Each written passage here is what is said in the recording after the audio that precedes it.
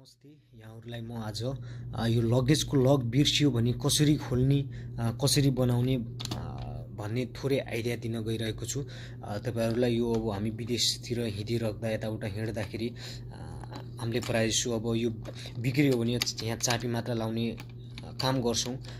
त्यसो नगर्नुस्, किन भन्दा अब धेरै यो यहाँबाट खोलेर लाउन सक्ने सम्भावना हुन्छ। यो जताततै घुम्छ हैन।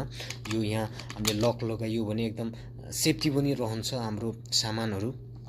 त्यसैले यो बिर्सियो भने तपाईहरुले कसरी बनाउने हैन, बिर्सियो भने कसरी बनाउने एकदम सजिलो छ। यो भिडियो पुरा हेर्नुस्, तपाईहरुले जान्नु हुनेछ यसको बारेमा थोरै टेक्निक हैन। अब मेरो यो 1 3 5 मा चाहिँ मेरो लक यो खुल्छ हैन, लगभग यो खुल्छ। यसलाई चाहिँ अब मैले यो चाहिँ बिर्सिए हैन, यो बिर्सिए। अब कति छ मैले बिर्सिए हैन। अब यसलाई कसरी खोल्ने त तपाईहरुलाई म थोरै जानकारी दिन्छु, राम्रोसँग यो भिडियो हेर्नु होला। यहाँ यो तीनवटा जुन अंकहरु छ यसमा साइन राखिएको हुन्छ हैन, चिन्ह राखिएको हुन्छ ताकि यो खोल्न सकियोस् भनेर। त्यसैले हामीले यहाँ भएको चिन्हलाई अगाडि ल्याउँछौं। चिन्ह हामीले यसरी अगाडि राख्छौं हैन, ठिक सेन्टरमा। यसरी यहाँ सानो प्वाल देख्नु भएको छ होला, प्वाल राखेको हुन्छ, चिन्ह राखेको हुन्छ। अरु यो तीनवटैमा प्वाल राखेको हुन्छ यो खोल्न सकियोस् भनेर। यो तीनवटै प्वाल यानि कि चिन्हलाई हामीले अगाडि यसरी राख्ने छौं हैन।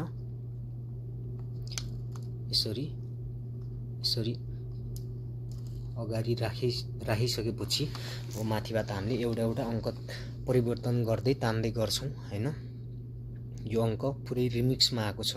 हामीले सुरुबाट अब अंक परिवर्तन गर्न थाल्छौं। सुरुमा एउटा अंक परिवर्तन गर्यौं, भएन हैन। अर्को गर्यौं, भएन। अर्को गर्यौं, भएन। जबसम्म यो मिल्दैन तबसम्म हामीले एउटा एउटा परिवर्तन गर्दै तान्दै गर्नु पर्ने हुन्छ ताकि तपाईको बिर्सिएको सही अंक खुल्न सकोस्। भएन। फेरि अर्को नम्बर, भएन। भएन।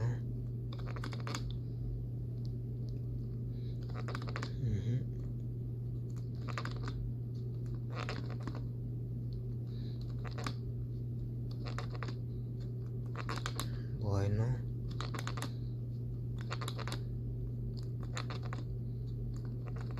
भएन।